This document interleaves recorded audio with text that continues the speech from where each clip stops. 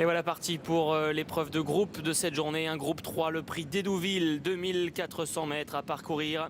Le favori Valgeist est bien parti en troisième position, mais c'est à son extérieur. Et comme on pouvait s'en douter un petit peu, le numéro de Call to the Bar qui va venir s'installer aux avant-postes dans quelques instants avec Maxime Guyon qui a déjà remporté 2 courses aujourd'hui. En deuxième position, Caravaggio est bien parti, tout comme le numéro 6, Malcowboy, Kazakh vert et blanc, qui vient à la hauteur de Valgeist. Le tenant du titre de ce prix d'Hédouville se nomme Tiberian.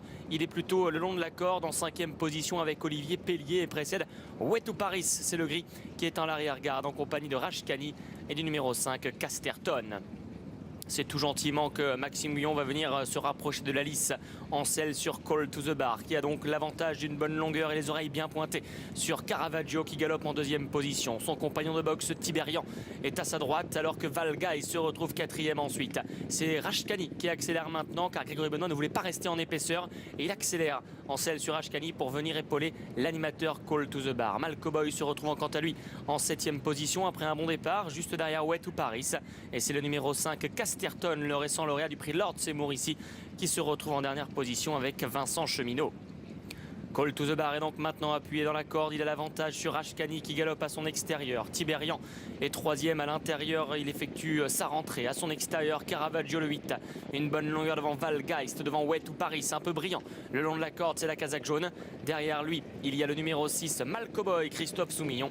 Et toujours Casterton, le numéro 5, l'autre atout d'André Fabre, qui est en dernière position. Concurrents qui vont aborder la fausse ligne droite. Call to the Bar est donc toujours tête et corde. À son extérieur, Rashkani.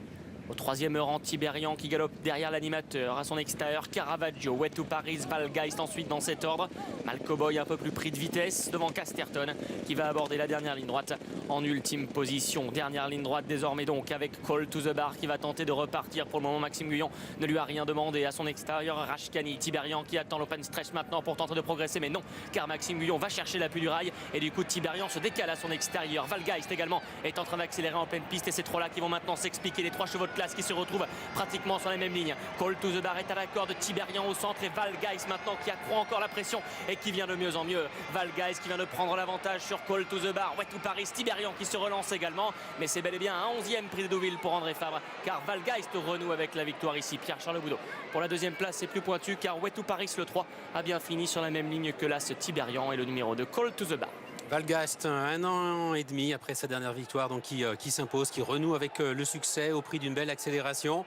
Même s'il n'avait pas son terrain, Way to Paris court bien. Il est peut-être deuxième, le numéro 3, tout à l'extérieur, aux dépens du 2, Call to the Bar à la photographie avec le numéro 1, Tiberian. Victoire du 4, photographie 3, 2 et As derrière pour les accessites. Valgeist